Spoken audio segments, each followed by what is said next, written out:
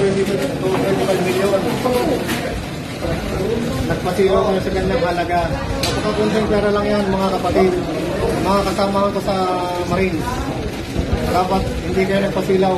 Hindi nyo ipinagpalit ang ating pinaglalabang ngayon. Para sa bayan. Para sa ating bayan. Para sa kinabukasan nating mga anak. Dapat hindi kayo pumayag na kukunin lang yung mga ganyan na binigyan lang kayo ng konting pera, bumaliktad na kayo. Anong klaseng kayong mga Marines pa naman kayo? Sinira yung imahe ng Marines. Kaya dapat sa inyo, may kalalagyan din kayo balang araw. Salamat. Magkita-kita pa rin tayo mga kapatid. Salamat, sir. Wala pa kayong naramdaman itong mga nakarang araw na parang may something na sa mga kasama niyong apat? Nung nakarang araw, yung dalawang kasama namin, talagang nararamdaman namin kasi kakaiba na yung mga kanilang pinapakita sa amin na mayroon silang kinokontak, mayroon silang kausap lagi sa cellphone. Pagka lumapit kami, lumalayo sila, minsan in-off nila yung cellphone. So yun palang naramdaman namin. Pero hindi namin yung pinansin yun. Gawa ng bilang Marines o bilang kasama sa na lumalaban sa ating bayan, lumalaban sa korupsyon. Hinayaan lang namin. Pero nung gabi, talagang umalis sila na hindi nagpaalam at pumunta sila sa mga nanuhol sa kanila para tumanggap ng konting halaga at pagpalit ng kanilang mga mahilindigan. Tapos bilang isang beses yan, nakatig sila. Ito yung pangatlo na to eh. Humingi pa sila ng tawad yan kay attorney. Dahil nagawa nila yung una. Pangalawa, okay pa rin. Pero yung pangatlo, tinuluyan na halaga. Pinagpalit nila yung dignidad nila sa malaking halaga. Hindi lang ito barya.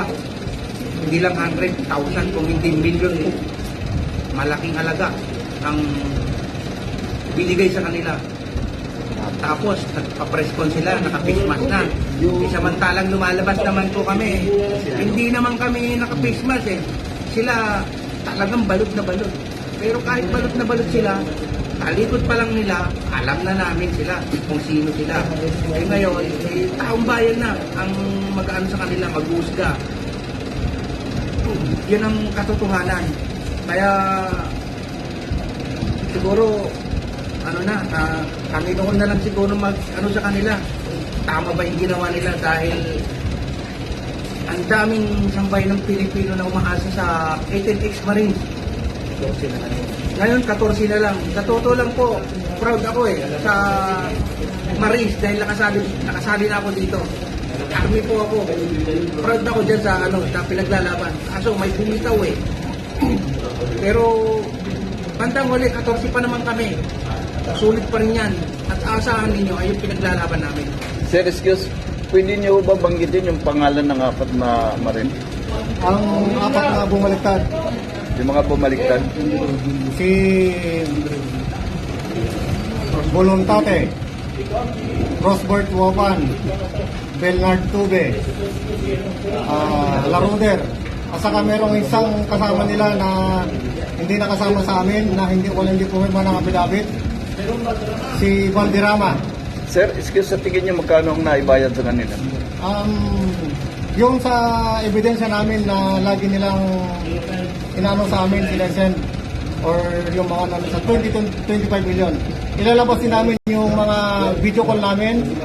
Nakakausap namin yan si Police Master Sergeant Calleja. Si kasama namin dating Marines, si Bunagan, Mark Bunagan, si Lasaga. Yan yung mga kumukontak sa amin para mag-recant. At saka si Kernel Dominguez. Lahat ng mga ebidensya namin, ipapakita namin. Sir, gaano po ba katotoo ang ipinos ni Trillanes na wala na raw kaso ang apat na Marine na bumaliktad? Kaya po bumaliktad po mga yan. Dahil ang prinomeso sa kanila ay mawawala yung mga kaso, mabibigyan sila ng malaking halaga, at manahimik na lang sila. Yun yung mga pinomeso sa kanila ng mga sumuot sa kanila. Okay, maraming salamat, sir. Sir, sinabi ko nila sa kanilang interview doon sa mga ABS-CBN, GMA, sa mga TV network, gaano po katotoo yung sinabi nila na dahil daw may promesa si Atty. Levy Baligod, kasama po yung kanyang asawa, na hindi naman daw po natutupad. Alam niyo po, katotoo ma'am, yun, sir? yung sinasabi nilang promeso ni Senator ni Baligod, hindi po yun totoo. Dahil po sa kaming lumapit sa kanila, lalong-lalo kay Atty. Baligod, upang mailahad ang katotohanan na lantarang korupsyon na nangyari ito sa ating bayan. Kami po mismo ang lumapit, hindi po nag-offer sa amin si Atty. Baligod ng mga pera or ano. Kami mismo ang lumapit. Kaya yung sinasabi ng apat na yan, puro po kasi sinungaling po yan. Puro po sinungaling mga yan. Bayaran ko yung apat na yan. Palilima po sila. Kaya huwag po kayong maniwala sa kanila. Sana yung mga pamilya nyo ngayon, lalong-lalo na ikaw, technical sa rin voluntate. Retired ka pa naman na Marines. Pero anong ginawa mo?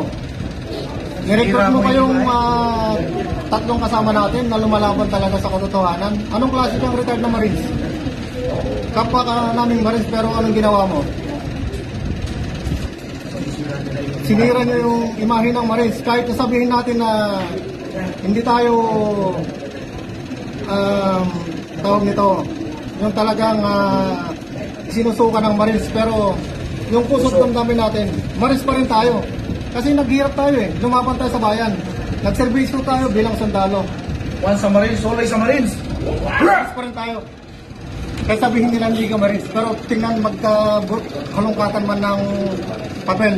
Meron kaming record sa Marines. Kaya huwag nilang sabihin hindi ka Marines.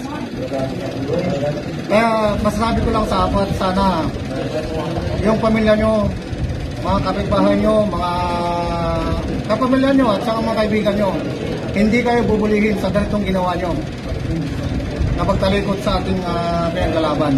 Good luck sa inyo. Salamat, sir. Salamat, sir. Thank you po. Ay, kain daw kayo. Salamat. Ayun, hindi